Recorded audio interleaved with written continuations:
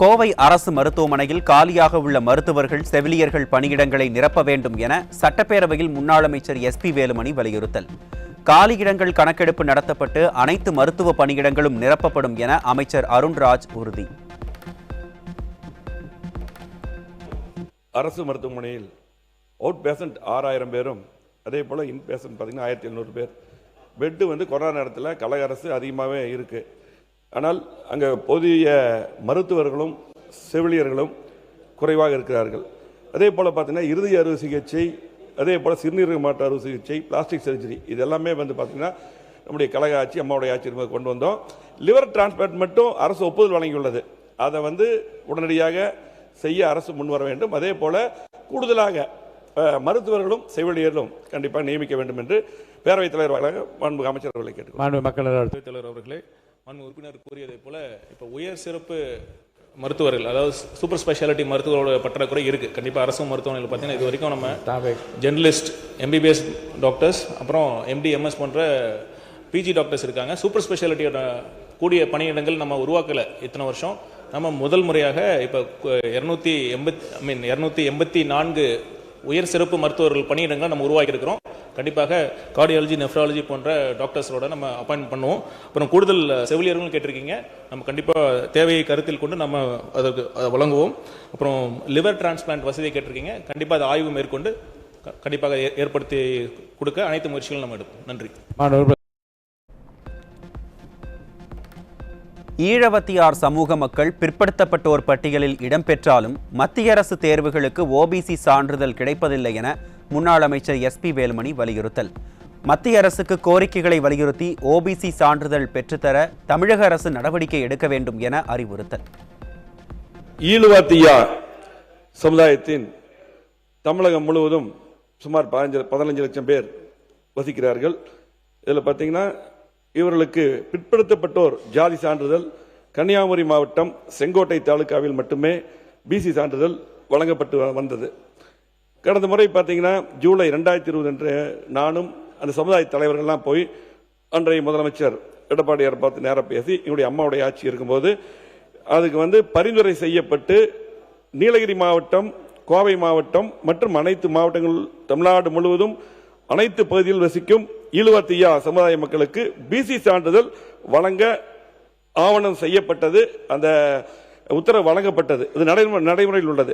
மத்திய அரசு நிறுவனங்கள் வங்கி பணிகளில் செல்ல விரும்புவோருக்கு OBC சான்றிதழ் வேண்டும் என்று அந்த கோரிக்கை இருக்கு. அந்த ஃபைல் இருக்குது. கடந்த திமுக ஆட்சி கூட அந்த கோரிக்கையை நம்ம வலியுறுத்தினோம். அந்த ஃபைல் அப்படியே நிலுவையில் இருக்குது. இப்பொழுது பார்த்தீங்கன்னா நம்முடைய இந்த அரசு OBC சான்று வழங்க மத்திய அரசுக்கு பரிந்துரை செய்து பெற்று தர வேண்டும். தந்தால் ஈழவத்தியா சமுதாய மக்களுக்கு பேருதவியாக இருக்கும். அதே போல பார்த்தீங்கன்னா அந்த நேரம் பார்த்தீங்கன்னா இப்ப இருக்கக்கூடிய சீஃப் செக்ரட்டரியா இருக்கிறவர் அவரும் விஜயகுமார் IAS இவங்க எல்லாம் பெரிய உறுதுணையா இருந்தாங்க அந்த கமிட்டிக்கு எல்லாமே. ஆகவே இது முக்கியமான பிரச்சனை, ஈழவத்தியா மக்களுடைய பிரச்சனை. அவங்களுக்கு வேலைகளுக்கெல்லாம் இதுக்கு போக முடியறதில்லை. ஆகவே இந்த மத்திய அரசுக்கு பரிந்துரை செய்ய வேண்டும் என்று நம்முடைய அமைச்சர் அவர்கள்.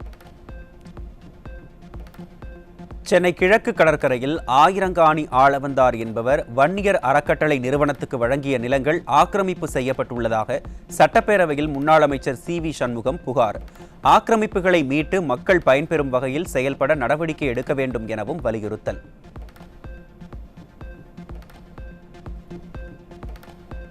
மக்கள் தொகை கணக்கெடுப்பில் சாதி குறித்து கேள்வி கேட்பதில் குளறுபடி இருப்பதாக சட்டப்பேரவையில் முன்னாள் அமைச்சர் CV சண்முகம் விமர்சனம். சாதி பெயர் பட்டியலிடாத காரணத்தால் பிரிவுகள் சாதியாகி சாதிகளின் எண்ணிக்கை அதிகரிப்பதாகவும் எச்சரிக்கை. மத்திய அரசாங்கம் அறிவித்திருக்கிற அந்த மக்கள் தொகை எடுப்போடு இருக்கிற ஜாதிவாரி கணக்கெடுப்பில் 40 கேள்விகள் கேட்கப்படும் என்று சொல்லுகிறது. அதுல 10 கேள்விகள் சாதியை பற்றிய கேள்விகள்.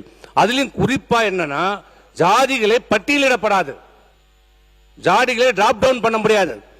ஜாதிகளை கேள்வி கேட்கும் போது நீங்களே சொல்லிக்க வேண்டியதா, செட்டியார் முதலியார் சொல்ல வேண்டாம். அப்ப நாங்க வன்னியர்னா வன்னியர்ல வன்னியர்னு சொல்லுவோம், கவுண்டர்னுவோம், படையாச்சின்னுவோம், பள்ளின்னுவோம். அப்ப நீங்களே ஜாதின்னு சொன்னா வன்னியர்ன்றது அது ஒரு 10 பிரிவு இருக்கும். அந்த 10 ஜாதி ஆயிடும். ஒரு ஜாதியே 500 ஜாதி ஆகும், ஒரு ஜாதியே 1000 ஜாதி ஆகும். பட்டியல் கிடைக்காது. ஓபன் எண்டட் எனுமரேஷன் சொல்றாங்க. அந்த மக்களே அவருடைய ஜாதியை சொல்லணும்ன்றாங்க. இது திட்டமிட்டு கட்டமைக்கப்படுகிற ஒரு சதி. ஏனென்றால் 2011 அன்றைக்கு இருந்த யூபிஏ அரசாங்கம் எடுக்கப்பட்ட மக்கள் தொகை கணக்கெடுப்பிலும் இதே நடைமுறை தான் கையாளப்பட்டது. ஓபன் எண்டட் எனுமரேஷன் தான் பண்ணாங்க. அதன் என்னாச்சு, முதல் ஜாதிவாரி கணக்கெடுக்கப்பட்டது 1931. அன்றைக்கு எடுக்கப்பட்ட போது இருந்த ஜாதிகள் எண்ணிக்கை 4147 ஜாதிகள். ஆனால் 2011 இந்த ஓபன் எண்டட் எனுமரேஷன் படி எடுக்கப்பட்ட ஜாதிகளின்படி எவ்வளவு ஜாதி 46,7 லட்சம், 1000 மடங்கு உயர்ந்திருக்கிறது. 4147 ஜாதி 2011 எடுக்கப்பட்ட அந்த ஜாதிவாரி கணக்கெடுக்கும்படி 46.7 லட்சம்.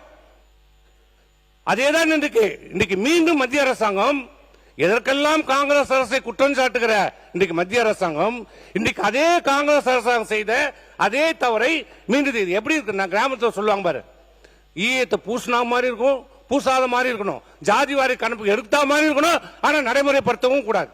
இதுதான் இன்றைக்கு நிலைமை. பிற்படுத்தப்பட்ட மற்றும் மிகவும் பிற்படுத்தப்பட்ட மக்கள் குறித்து சாதிவாரி கணக்கெடுப்பில் மோசடி நடைபெறுவது வாடிக்கையாகிவிட்டதாக முன்னாள் அமைச்சர் சி வி சண்முகம் குற்றச்சாட்டு. மத்திய அரசு மக்கள் தொகை கணக்கெடுப்புக்கு முன்னர் தமிழக அரசு சாதிவாரி கணக்கெடுப்பு நடத்த வேண்டும், மத்திய அரசை நம்ப வேண்டாம் எனவும் எச்சரிக்கை. மத்திய அரசாங்கத்திட்ட ஒரு பட்டியல் இருக்கிறது, மாநில அரசாங்கத்திட்ட ஒரு பட்டியல் இருக்கிறது. எப்படி தாழ்த்தப்பட்ட மலைஜாதி மக்களுக்கு ஒவ்வொரு மக்கள் தொகை எடுக்கும் போதும் அவங்க பட்டியல் இருக்குது மத்திய அரசாங்கத்துக்கிட்ட. இப்ப தாழ்த்தப்பட்டவர்னா மத்திய அரசாங்கத்தை 1208 இருக்குது. அதே மாதிரி தாழ்த்த மலைவா ஜாதி பத்தினா 730 இருக்கிறாங்க. அந்த பட்டியல் படிக்கதான் அவங்களுடைய கேள்வி கேட்கிறாங்க. அதனால அதுல எந்த பிரச்சனையுமே இல்லை. ஆனால் பிற்படுத்தப்பட்ட மிகவும் பிற்படுத்தப்பட்ட மக்களுக்கு மட்டும் ஜாதிவாரி கணக்கு எடுக்க வேண்டும் என்றால் மட்டும் அந்த விதிகள் படி பண்ணாம ஓபன் எண்டா பண்ணுவதில்லை. இதுல என்ன சதித்திட்டம்? சுதந்திரம் அடைந்த காலத்திலிருந்து பிற்படுத்தப்பட்ட மக்களுக்கான ஜாதிவாரி கணக்கெடுப்பு நடத்தப்படுவதில்லை. முதல்ல சுதந்திரம் அடைந்த 1951 எடுக்கப்பட்ட மக்கள் தொகையில 59 அன்றைக்கு இருந்த பாரத பிரதமர் நேரு அவர்கள் சொன்ன ஒரே கோட்பாடு ஈக்குவாலிட்டி அண்ட் செக்யூரிசம் என்ற பெயரில் ஓபன் எண்டட் எனுமரேஷன் அதேதான் நடக்குது. ஆக இது உண்மையான ஜாதிவாரி கணக்கெடுப்பு இல்லை. அரசாங்கத்துக்கு நாங்க சொல்லுவது என்னன்னா, நீங்க என்ன சொல்றீங்க, மக்கள் தொகையோடு ஜாதிவாரி கணக்கு எடுக்க உடனே அதை கணக்கில் எடுத்து நாங்கள் ஜாதிவாரி கணக்கு, நீங்கள் அதை நம்பினால் எப்படி 2011 ஜாதிவாரி கணக்கு எடுக்கப்பட்டு வெளியிடப்படவில்லையோ இதுவும் வெளியிடப்படாது, வராது. நீங்கள் அதை நம்பி இருந்தால் ஜாதிவாரி கணக்கெடுக்க நடத்த முடியாது.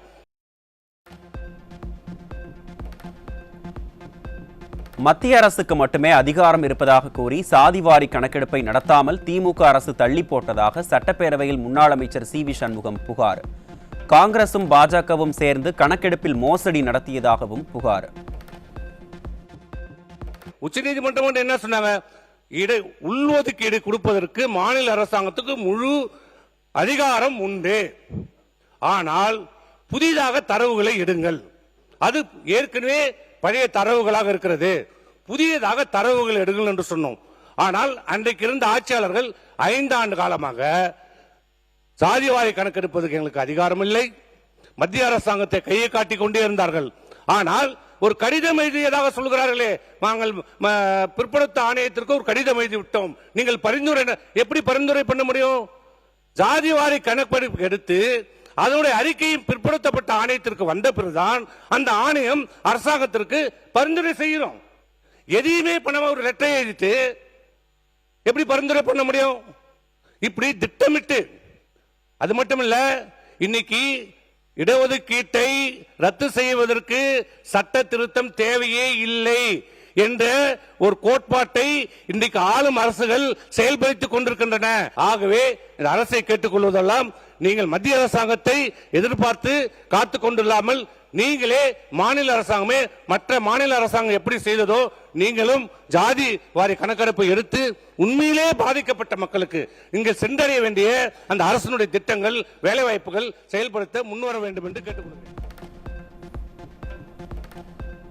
வன்னியர்களுக்கு 10.5 விழுக்காடு இடஒதுக்கீட்டை அதிமுக வழங்கியதை பொறுத்து கொள்ளாமல் திமுக தடுத்து நிறுத்தியதாக முன்னாள் அமைச்சர் சி வி சண்முகம் புகார்.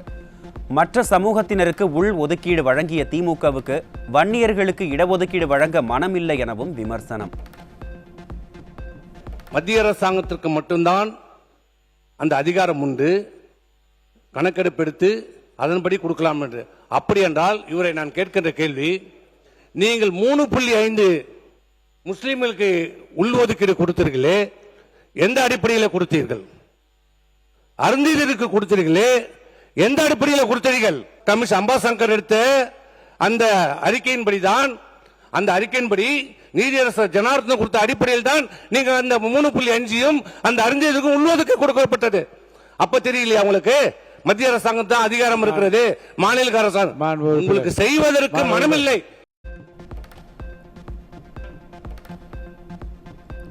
இடஒதுக்கீட்டை ரத்து செய்ய டெல்லியில் இருந்து சதி திட்டம் தீட்டப்படுவதாக முன்னாள் அமைச்சர் சி வி சண்முகம் எச்சரிக்கை. உச்சநீதிமன்றம் இடஒதுக்கீட்டுக்கு ஆதரவாக தீர்ப்பு வழங்கிய போதும் அதற்கு எதிராக மத்திய அரசு வழக்கு தொடர்ந்திருப்பதாகவும் புகார். தமிழ்நாடு என்பது சமூக நீதிக்கு முன்னோடி மாநிலம். இடஒதுக்கீடு இந்தியாவிலே முதல் வழங்கிய மாநிலம் தமிழ்நாடு. 1921 நீதி கட்சி இருக்கும் போதே இடஒதுக்கீடு வழங்கிய மாநிலம் தமிழ்நாடு. அப்படிப்பட்ட இந்த சமூக நீதியை காத்துக் கொண்டிருக்கின்ற தமிழ்நாட்டிலே இன்றைக்கு இந்தியா முழுவதும் ஒரு பிரச்சாரம் செய்யப்பட்டு கொண்டு வருகிறது. இடஒதுக்கீட்டுக்கு எதிரான ஒரு போராட்டம் இன்றைக்கு நடைபெற்றுக் கொண்டிருக்கிறது. ரிசர்வேஷன் ஏட்டோ என்ற இடஒதுக்கீட்டை ரத்து செய்கின்ற போராட்டம் டெல்லியிலே கடந்த ஒரு வாரத்துக்கு முன்பு டெல்லியிலே ஒரு போராட்டம் நடைபெற்றது. இதில் யார் பின்னணியில் இருக்கிறார் என்பதை பற்றி நாம் சொல்ல வர விரும்பவில்லை. ஆனால் ஏனைய வரும் பின்னே மணி ஓசை வரும் முன்னே என்ற மாதிரி இதில் ஏதோ ஒரு மிகப்பெரிய ஒரு சதி திட்டம் உருவாகி கொண்டிருக்கிறது. உச்சநீதிமன்றம் கடந்த மார்ச் மாதம் ஒரு வழக்கிலே ஒரு தீர்ப்பு கொடுக்கிறது. ஓபிசி சென்ட்ரல் ஓபிசியில அரசாங்கத்திலே பணியாற்றுகின்ற பிள்ளைகளுடைய அரசு வேலையில சேர்ந்தால் அவருடைய வருமானத்தை கணக்கில் கொள்ளப்படாது. ஆனால் அதே தனியார் நிறுவனத்திலே பணியாற்றுகிற அந்த பிற்படுத்த சார்ந்த பிள்ளைகளா இருந்தால் அவருடைய பெற்றோருடைய வருமானம் கணக்கில் எடுத்துக் கொள்ளப்படும். இது சமநீதிக்கு எதிரானது என்று சொல்லி உச்சநீதிமன்றம் ஒரு தீர்ப்பை வழங்கி அப்படி கொடுக்க கூடாது. 2 பேருமே அந்த அரசாங்கத்தில் பணியாற்றுகிறவருடைய பெற்றோருடைய சம்பளத்தை நீங்கள் கணக்கில் எடுக்க வேண்டும், தனியார் பணியாற்றுகிறவருடைய சம்பளத்தையும் கணக்கில் எடுக்கக்கூடாது என்று சொல்லுகிறது. ஆனால் இன்றைக்கு மத்திய அரசாங்கம் மீண்டும் உச்சநீதிமன்றத்தை நாடுகிறது. இந்த தீர்ப்பு ஒரு குழப்பத்தை எங்களுக்கு ஏற்படுத்துகிறது. இதை பற்றி விசாரிக்க வேண்டும், இதற்கு எங்களுக்கு மாற்று தீர்ப்பு தர வேண்டும் சொல்லி இப்போ உச்சநீதிமன்றம் இதுக்கு ஒரு சிறப்பு அமர்வு அமைப்பதாக சொல்லியிருக்கிறது. ஆக ஒரு மிகப்பெரிய ஒரு சதி திட்டம் இந்த இடஒதுக்கீட்டுக்கு எதிரான இன்றைக்கு நடைபெற்றுக் கொண்டிருக்கிறது. அதிமுக ஆட்சி காலத்தில் ஆதி திராவிட மற்றும் பழங்குடியின பிரிவைச் சேர்ந்த மாணவர்கள் சேர்க்கை எண்ணிக்கை அதிகரித்ததாக முன்னாள் அமைச்சர் அன்பழகன் விளக்கம். பழங்குடியின மக்களுக்கு பல திட்டங்களை அறிவித்தவர் முன்னாள் முதல்வர் அம்மா எனவும் அமைச்சர்களுக்கு பதில். All India Survey of Higher Education report gross enrolment ratio 2019-20 பட்டியல் ஆன்லைன்ல எடுத்து பாருங்க. இப்போ அன்னைக்கு ஒட்டுமொத்தமா மாணாக்கர்களுடைய சேர்க்கை 51.4%, ஆதி திராவிட சமுதாயத்தை சேர்ந்தவங்க 40%, பழங்குடியினர் சமுதாயத்தை சேர்ந்தவங்க 39% அந்த பட்டியல் இருக்கு. அது நாங்க தயாரித்த பட்டியல் இல்ல, ஆல் இண்டியா சர்வே பண்ணது. ஒன்று. இன்னொன்று, புரட்சித் தலைவர் காலத்தில் கட்டி கொடுக்கப்பட்ட அந்த ஓட்டு வீடுகளை கூட சரி செய்வதற்காக இதய தெய்வம் புரட்சித் தலைவர் அம்மா அவர்கள் 2004ஆம் ஆண்டு 1,07,000 வீட்டுக்கு 10,000 ரூபாய் மேனிக்கு ஒதுக்கி தந்து 107 கோடியை ஒதுக்கி தந்தவர் புரட்சித் தலைவர் அம்மா அவர்கள். அதன் பிறகு குடிசை இல்லாத வீடுகளை எல்லாம் உருவாக்க வேண்டும் என்பதற்காக அம்மா இல்லத்தை கொண்டு வந்து அந்த ஆதிராவிட சமுதாயத்தை சார்ந்தவர்களுக்கு வீடு கொடுத்தது இதய தெய்வம் புரட்சித் தலைவர் அம்மா அவர்கள். பொதுவாக 75 ஆண்டு காலம் என்று மாண்புமிகு பொதுப்பணித்துறை அமைச்சர் பேசக்கூடாது. புள்ளி விவரம் கூட அரசிடம் இருக்கிறது, எல்லாத்தையும் எடுத்து பாருங்க. பார்த்துட்டு நீங்க பேசுங்கன்னு சொல்லிட்டு இந்த தகவலை 75 காலத்தில் திராவிட கழக ஆட்சி, அதிமுக ஆட்சி 31 ஆண்டு காலம் ஆட்சி செய்தது. அந்த ஆட்சி காலத்திலே ஆதி திராவிட சமுதாயத்திற்கு பாதுகாவலராக இருந்தது இதய தெய்வம் புரட்சி தலைவர் அம்மா அவர்கள். நேபாளம் வெள்ளத்தில் சிக்கி மாயமான கடலூர் மாவட்டத்தைச் சேர்ந்த 11 தமிழர்களை மீட்க நடவடிக்கை எடுக்க வேண்டும். சட்டப்பேரவையில் புவனகிரி சட்டமன்ற உறுப்பினர் அருண்மொழி தேவன் கோரிக்கை.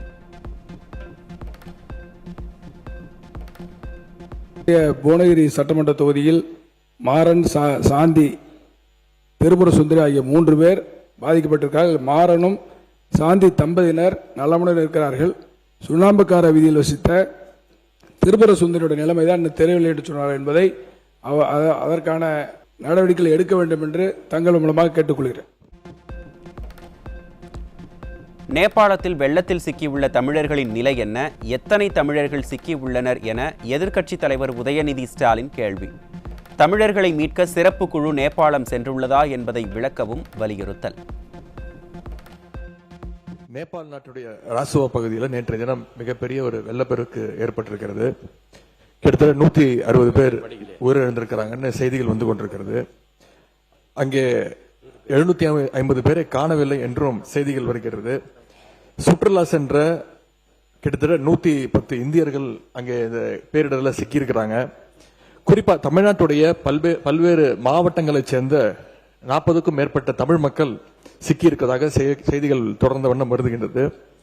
நேபாள் சென்ற குடும்ப உறுப்பினர்களை தொடர்பு கொள்ள முடியலன்னு இங்க இருக்கக்கூடிய அவங்களுடைய குடும்பத்தினர் மிகுந்த பதட்டத்திலையும் அச்சத்திலையும் இருக்கிறாங்க.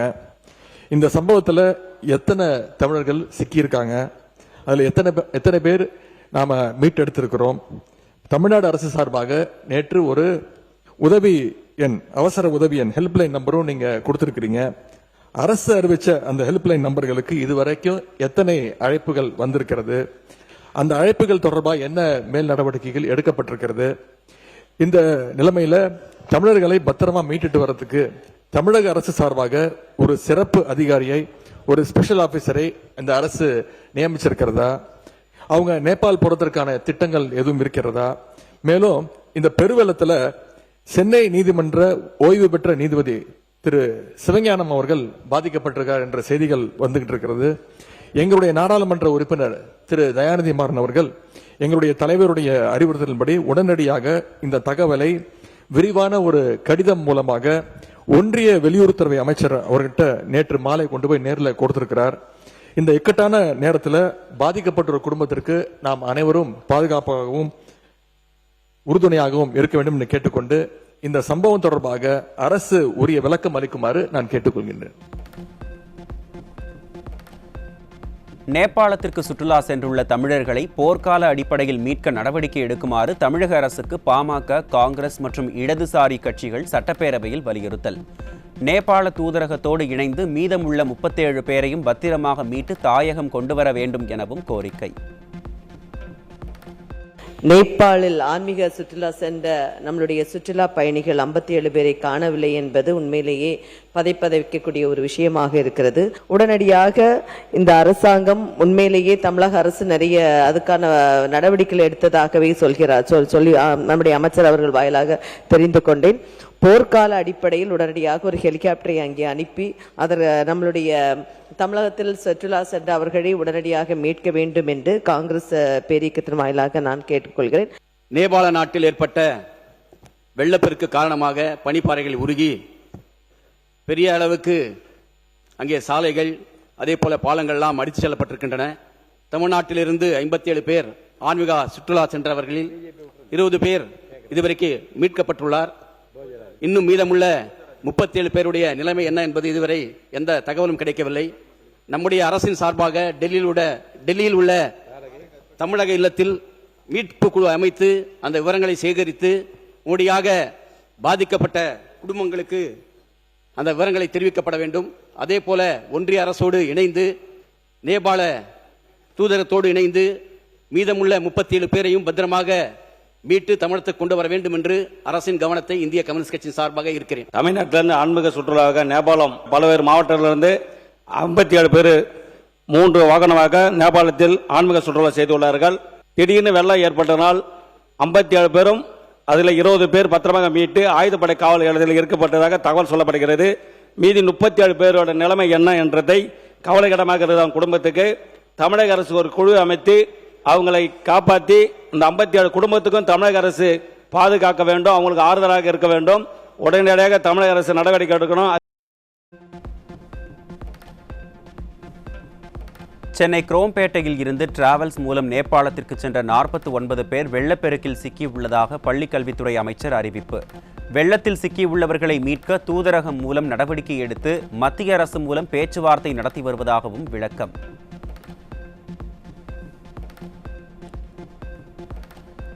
டெங்கு, மலேரியா மற்றும் பன்றிக் காய்ச்சலை தடுக்க தேவையான அனைத்து நடவடிக்கைகளும் எடுக்கப்பட்டு வருவதாக அமைச்சர் அருண்ராஜ் அறிவிப்பு. வைரஸ் காய்ச்சல் குறித்து மக்கள் அச்சமடைய தேவையில்லை எனவும் விளக்கம். மாவட்ட வாரியாக பார்த்தோம்னா சென்னையில் 33, கோயம்புத்தூர் 26, திருவள்ளூர் 18, சேலம் 15, செங்கல்பட்டு 10, புதுக்கோட்டை 9, திருப்பூர் 8, கிருஷ்ணகிரி 7, ராணிப்பேட்டை 7, விழுப்புரம் 6 முதல்ல இருக்கிற 10 மாவட்டங்கள். இதுக்காக அரசு பார்த்தீங்கன்னா தினந்தோறும் ஒரு நம்ம டெங்கு காய்ச்சல் விஷயமா நம்ம தொடர்ந்து கண்காணிச்சுட்டு இருக்கிறோம். தினந்தோறும் காய்ச்சல் நோயாளிகள் எண்ணிக்கை, அதில் டெங்கு காய்ச்சல் எத்தனை எண்ணிக்கை, H1N1 அந்த ஃப்ளூ பன்றி காய்ச்சல் என்று சொல்லப்படுகிற அந்த ஃப்ளூ அதோட நோயாளிகளின் எண்ணிக்கை, நோயாளிகள் குவியும் பகுதி, ஏதோ ஒரு பகுதியில் வந்து அதிகமாக கிளஸ்டர்ஸ் இருக்கா அதையும் நம்ம கண்காணிச்சுட்டு இருக்கோம். எத்தனை உயிரிழப்புகளுக்கு கண்காணிச்சுட்டு இருக்கோம். கொசு உற்பத்தியாகும் இடங்களையும் நம்ம கண்டறிஞ்சிட்டு இருக்கோம். கொசு புழு ஒழிப்பு அதோடைய மெஷர்ஸ் பண்ணிட்டு இருக்கிறோம். அப்புறம் முதிர் கொசு அடல்ட் மஸ்கிட்டோஸ் அதையும் நம்ம ஒழிப்பு பணிகளும் பண்ணிட்டு இருக்கிறோம். கொசு ஒழிப்பு பணியாளர்களை நம்ம அதிக அளவில் நம்ம அவங்களை அப்பாயிண்ட் பண்ணி அவங்களுக்கான அனைத்து விதமான கொசு மருந்து அவங்களுக்கும் கொடுத்து வீடு வீடாக அவங்க தொடர்ந்து பண்ணணும், கொசு ஒழிப்பு பணிகளை பண்ணணும்னு சொல்லிட்டு அவங்களையும் நம்ம மேற்பார்வை பண்ணிட்டு இருக்கிறோம். அப்புறம் மருத்துவமனைகள் அனைத்து தேவையான அந்த சிகிச்சையும் தயார் நிலையில் நம்ம வச்சிட்டு இருக்கிறோம். தினசரி 5805 அரசு மற்றும் தனியார் மருத்துவமனையில் காய்ச்சல் கண்காணிப்பு பணிகள்லாம் தொடர்ந்து நடந்துட்டு இருக்கு. தீவிர காய்ச்சல் கண்காணிப்பு, வீடு வீடாக காய்ச்சல் கண்காணிப்பு, நோயாளிகள் குவியும் பகுதியில் நம்ம கண்டறிஞ்சிட்டு இருக்கிறோம். அப்புறம் சந்தேகிக்கப்படும் டெங்கு நோயாளிகளுக்கான பரிசோதனையும் பண்ணிட்டு இருக்கிறோம். முதலமைச்சர் முன்னிலையில் ஒப்பந்தம் செய்யப்பட்ட சுஸ்லான் காற்றாலை நிறுவனம் ஆந்திராவுக்கு சென்று விட்டதாக வதந்தி பரப்பப்படுவதாக சட்டப்பேரவையில் தொழில்துறை அமைச்சர் கீர்த்தனா குற்றச்சாட்டு. சுஸ்லான் காற்றாலை நிறுவனம் ஆந்திராவில் இருந்து தமிழகத்தை தேடி வந்திருப்பதாகவும் பெருமிதம்.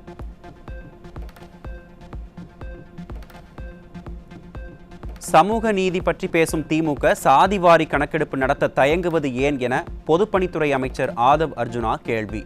பிற மாநிலங்களில் எடுக்கப்பட்ட சாதிவாரி கணக்கெடுப்புக்கு நீதிமன்றம் தடை விதித்திருப்பதாக திமுக விளக்கம்.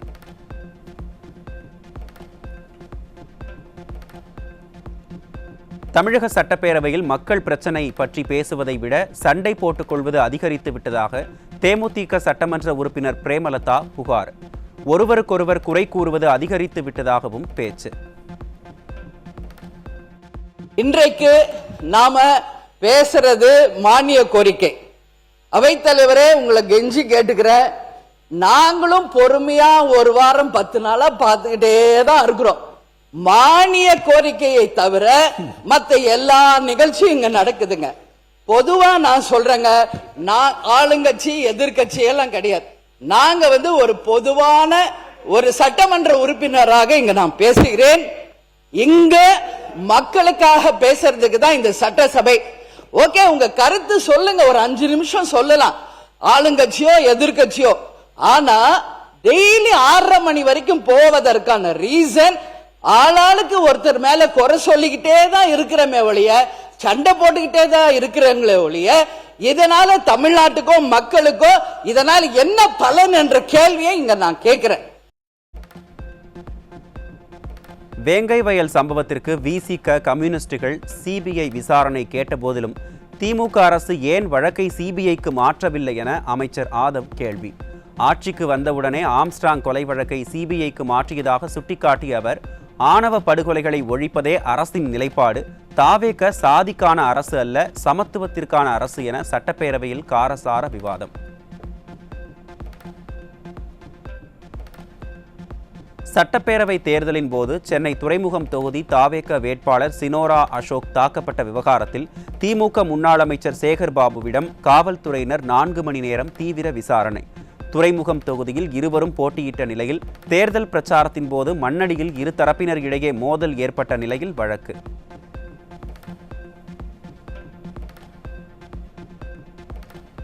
ஈரோடு மாவட்டம் அந்தியூர் அதிமுக முன்னாள் சட்டமன்ற உறுப்பினர் EMR ராஜா என்கிற ராஜகிருஷ்ணன் கட்சியில் இருந்து விலகுவதாக வீடியோ வெளியீடு. மக்கள் பணி செய்ய வாய்ப்பு இல்லாத காரணத்தால் கட்சியில் இருந்து விலகுவதாகவும் தொகுதி வளர்ச்சிக்கு உதவிய அன்றைய அமைச்சர்களுக்கு நன்றியும் தெரிவித்துள்ளார். இப்போ நான் தற்போது இந்த கழகத்திலிருந்து நான் வெளியேறுகிறேன். எனது தொகுதிக்கு இருபுறமாகவும் அமைச்சராக இருந்து எனக்கு ஒட்டிப்பு கொடுத்த அன்றைய அமைச்சர்கள் மாண்புமிகு KS செங்கோட்டையன் அவர்களுக்கும் மாண்புமிகு KC கருப்பண்ணன் அவர்களுக்கும் இந்த நேரத்தில் எனக்கு நன்றியை தெரிவித்துக் கொள்கிறேன். அது மட்டுமல்ல, எனது பணிக்கு முழு ஒத்துழைப்பு வழங்கிய அந்தியூர் சட்டமன்ற தொகுதியைச் சேர்ந்த கிளை கழக செயலாளர்கள், தொண்டர்கள், ஊராட்சி பொறுப்பாளர்கள், ஒன்றிய பொறுப்பாளர்கள், மாவட்ட பேரூர் கழக பொறுப்பாளர்கள், மகளிர் உள்ளிட்ட அனைத்து பொறுப்பாளர்களுக்கும்.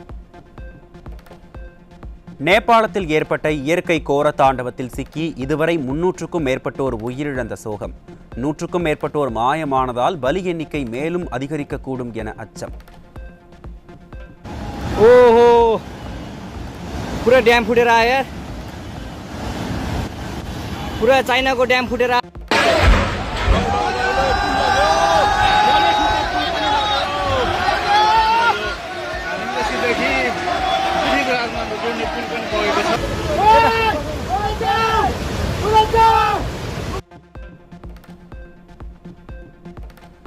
நேபாளத்தில் கரை புரண்டு வந்த பெருவெள்ளத்தில் சிக்கி சுமார் 300 இந்தியர்கள், 466 வெளிநாட்டினர், 113 நேபாளிகள் என மொத்தம் 579 பேர் மாயம். அந்நாட்டு அரசு அதிர்ச்சி தகவல்.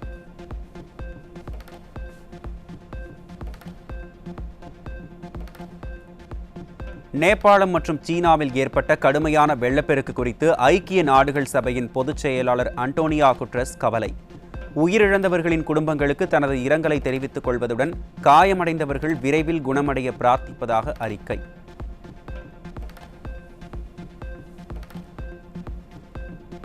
நேபாள பெருவெள்ளத்தில் சிக்கிய மயிலாடுதுறை மாவட்டம் ஒரே குடும்பத்தைச் சார்ந்த 6 பேரை தொடர்பு கொள்ள முடியவில்லை என குடும்பத்தினர் வேதனை. காணாமல் போனவர்களை தாயகம் கொண்டுவர மத்திய மாநில அரசுகள் நடவடிக்கை எடுக்க கண்ணீர் மல்க வலியுறுத்தல். எங்க ஃபேமிலில ஒரு 6 பேருங்க, அது இல்லாம 2 ஃப்ரெண்டு, எனக்கு தெரிஞ்சது 8 பேர் மொத்தம். அவங்க எல்லாம் இப்போ சேஃபா இருக்காங்கன்னு தான் சொல்றாங்க. ஆனா எந்த நியூஸும் இது வரைக்கும் வரல. ரொம்ப கஷ்டமா இருக்குங்க. முதலமைச்சர் சார் விஜய் சார் அவர்களுக்கும் மோடிஜி பிரைம் மினிஸ்டர் அவர்களுக்கு நான் ரொம்ப வணக்கத்தோட கேட்டுக்கிறேன். எப்படியாவது அவங்களை மீட்டு கொடுத்துருங்க. எங்களால நைட்ல இருந்து தூக்கம் கூட இல்லை. எங்களுக்கு ரொம்ப கஷ்டத்துல இருக்கும். எல்லா ஃபேமிலியும் தவிச்சிட்டு இருக்கோம். என்ன நடக்குதுன்னே தெரியல எங்களுக்கு. ஒருத்தர் ஒரு நியூஸ் சொல்றாங்க. நேபாளத்தில் ஏற்பட்ட நிலச்சரிவு மற்றும் பேரிடர் காரணமாக கைலாஷ் மானசரோவர் யாத்திரை சென்ற தேனி மாவட்டம் கோடாங்கிப்பட்டி சுப்பிரமணி கோவில் தெருவைச் சேர்ந்த ஒரே குடும்பத்தைச் சேர்ந்த 3 பேர் மாயம். மாயமான மூவரையும் விரைந்து மீட்டு தர கோரி உறவினர்கள் மாவட்ட ஆட்சியரிடம் மனு. மாவட்டம் கோடாங்கிப்பட்டி சேர்ந்தவர் செல்வம், அவங்க மனைவி சித்ராதேவி, அவங்க அம்மா சரஸ்வதி, அவங்க 3 பேரும் கடந்த ஆகஸ்ட் 14/8 நேபாள் மானசரோவர் கைலாஸ் யாத்திரைக்கு போனவங்க. இன்றைக்கி திரும்ப வேண்டிய டைம், இன்ன வரைக்கும் ரீச் ஆகலை. அவங்க நேற்று நேபாளத்தில் வெள்ளம் நடந்திருக்கு. அவங்கள பற்றி இடையில கம்யூனிகேஷன் புறமே கட்டாயிருக்கு. கடந்த செவ்வாய்க்கிழமை வரைக்கும் அவங்க எங்களோட லிங்கில் தான் இருந்தாங்க. இப்போ லிங்க் கனெக்ஷன் கம்யூனிகேஷன் கட்டாயிருச்சு. இப்போ நம்ம தேனி மாவட்ட ஆட்சித்தலைவர்கிட்ட கம்ப்ளைண்ட் பண்ணுறதுக்காக வந்திருக்கோம். நடவடிக்கை எடுக்கணும்னு சொல்லி, கண்டுபிடிச்சி கொடுக்கணும்னு சொல்லி மாவட்ட ஆட்சித்தலைவர் பார்க்க வந்திருக்கோம். மனு கொடுத்துருக்கோம். நேபாளத்தில் ஏற்பட்ட வெள்ளப்பெருக்கில் காஞ்சிபுரத்தைச் சேர்ந்த 6 பேர் மாயம் என மாவட்ட ஆட்சியரிடம் உறவினர்கள் கண்ணீர் மல்க மனு. உடனடியாக அவர்களை கண்டுபிடித்து மீட்க அரசு நடவடிக்கை எடுக்க வேண்டும் என உறவினர்கள் கோரிக்கை.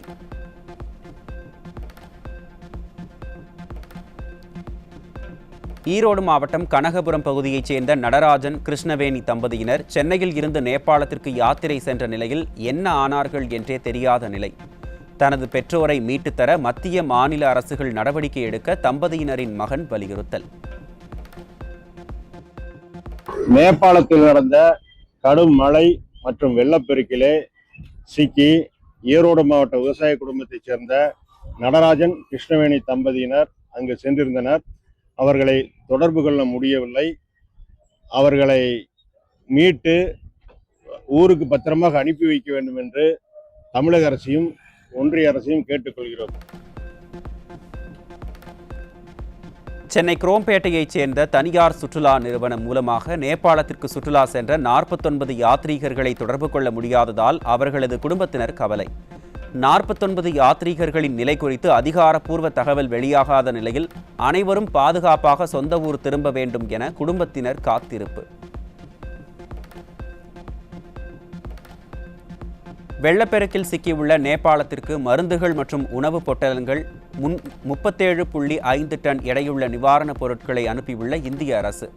நிவாரணப் பொருட்களை ஏற்றிக்கொண்டு 2வது விமானமும் புறப்பட்டுள்ள நிலையில் நிவாரணப் பணிகளுக்கு தொடர்ந்து ஆதரவு வழங்குவதாகவும் இந்திய வெளியுறவுத்துறை அமைச்சகம் தகவல்.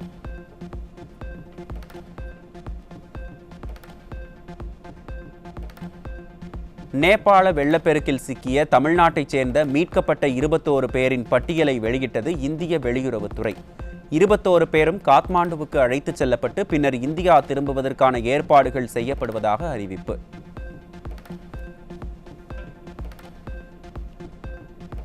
மத்திய அரசின் 2025ஆம் ஆண்டின் வீர தீர செயலுக்கான சர்வோத்தம் ஜீவன் ரக்ஷா விருது பெற்ற மறைந்த தலைமை ஆசிரியர் கௌரி சங்கர் ராஜாவின் குடும்பத்தினருக்கு பதக்கம் மற்றும் சான்றிதழை முதலமைச்சர் விஜய் வழங்கினார்.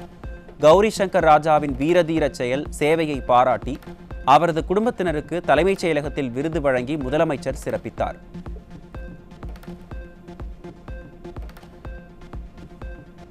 சென்னை தலைமைச் செயலகத்தில் 2025-26ஆம் ஆண்டிற்கான சிறந்த உயிர்ம உழவர்களுக்கான நம்மாழ்வார் விருதுகளை வழங்கினார் முதலமைச்சர் ஜோசப் விஜய். உயிர்ம வேளாண்மையில் சிறப்பாக செயல்பட்டு இதர உழவர்களையும் அதில் ஈடுபட உத்வேகப்படுத்திய சே. நல்லசிவம், ஆ. சுப்பிரமணியன், சாதனா ஆகியோருக்கு விருதுகள் வழங்கல்.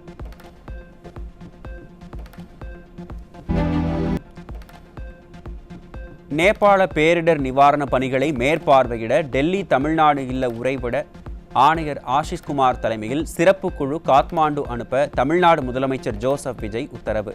மீட்பு மற்றும் மருத்துவ உதவிகளை ஒருங்கிணைக்க 4 அமைச்சர்களை டெல்லி செல்ல சென்னை தலைமைச் செயலகத்தில் நடைபெற்ற ஆய்வுக் கூட்டத்தை அடுத்து தமிழ்நாடு முதலமைச்சர் உத்தரவு.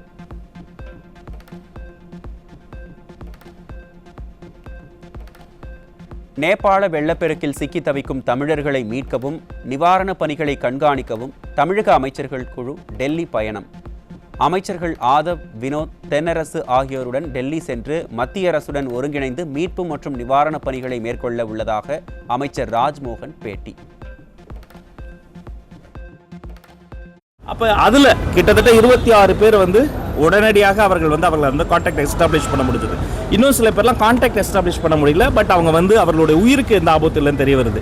இன்னும் சில பேர் அவங்கள ரீச் பண்ணவே முடியல. அப்போ அவங்களுடைய பிலோ டவுன்ஸ், அவங்களுடைய ஃபேமிலி மெம்பர்ஸ்லாம் இங்கே நிறைய பேர் நிறைய பரிதவிப்பில் இருக்காங்க. அப்போ இந்திய அரசோடு நம்முடைய தூதரக அதிகாரிகளினுடைய ஒத்துழைப்போடு அவர்களுக்கு தேவைப்படக்கூடிய முதல் உதவி, அவர்களுக்கு தேவைப்படக்கூடிய மருத்துவ உதவி மற்றும் அவர்களை உடனடியாகங்கிறது எவ்வளோ வேகமாக ரெஸ்கியூ பண்ண முடியுமோ அதையெல்லாம் ரெஸ்கியூ பண்ணி டெல்லி கொண்டு டெல்லியிலிருந்து தமிழ்நாட்டை கொண்டு வருவதற்கான அந்த முன்னெடுப்புகளை எல்லாம் தீவிரப்படுத்துவதற்காக மாண்புமிகு தமிழ்நாடு முதலமைச்சர் அவர்களுடைய அறிவுறுத்தல் பேரில் இப்போ நாங்கள் அவசரமாக உடனே கிளம்பி அங்கே விரைகிறோம்.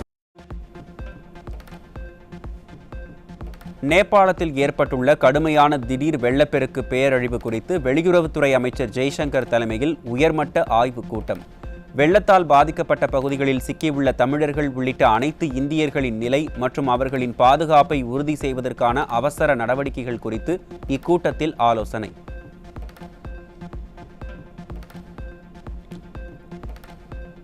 பதிவுத்துறையில் வருகையில்லா ஆவணப்பதிவு மூலம் குறிப்பிட்ட வகை ஆவணங்களுடன் உரிமை ஆவணங்களின் ஒப்படைப்பு மற்றும் அடமான ஆவணங்களும் இணைய வழியில் பதிவு செய்யும் நடைமுறை அறிமுகப்படுத்தப்படும். இதன் மூலம் பதிவு அலுவலர்களுக்கு நேரில் செல்ல வேண்டிய தேவையை குறைத்து பதிவு நடைமுறையை எளிமைப்படுத்தவும் வெளிப்படைத்தன்மையை மேம்படுத்தவும் நடவடிக்கை.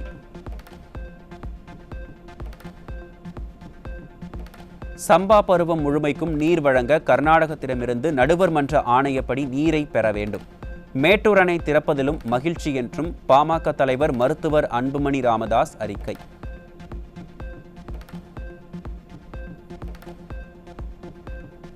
கலகலப்பாக நடக்கக்கூடிய சட்டமன்றம் கைகலப்பாக போய்க் கொண்டிருப்பது வருத்தம் அளிப்பதாக பாஜக மூத்த தலைவர் தமிழிசை சவுந்தரராஜன் வேதனை.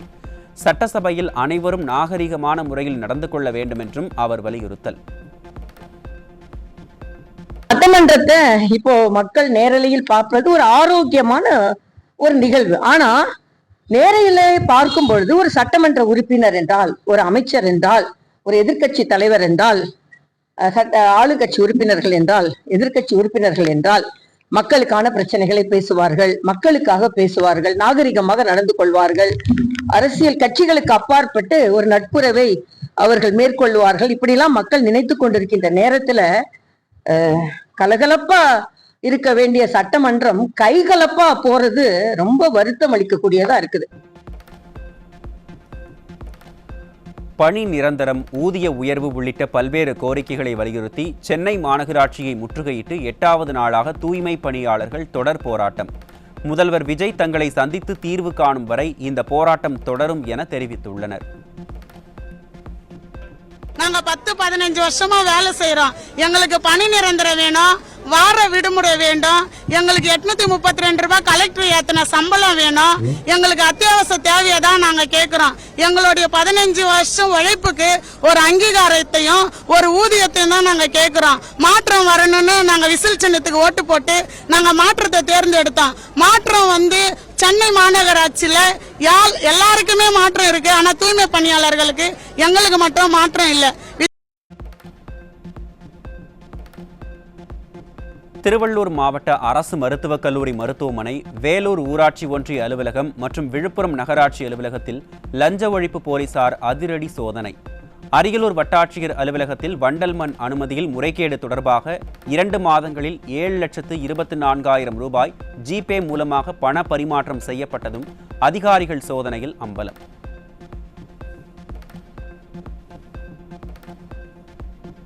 தமிழகம் முழுவதும் 38 அரசு அலுவலகங்களில் நடைபெற்ற லஞ்ச ஒழிப்புத்துறையினர் திடீர் சோதனையில் 1,18,00,000 ரூபாய் சிக்கியது.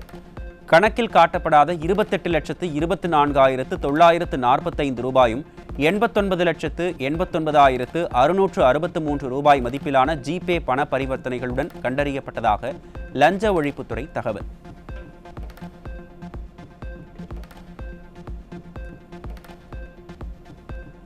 திருவள்ளூர் மாவட்டம் கும்மிடிப்பூண்டியில் தனியார் வங்கியின் ஏடிஎம் இயந்திரத்தை உடைத்து மர்ம நபர்கள் துணிகர கொள்ளை. 11 லட்சம் ரூபாயை கொள்ளையடித்து சென்றதாக தகவல் வெளியாகியுள்ள நிலையில் மற்றொரு ஏடிஎம் இயந்திரத்தையும் உடைத்து கொள்ளை முயற்சி.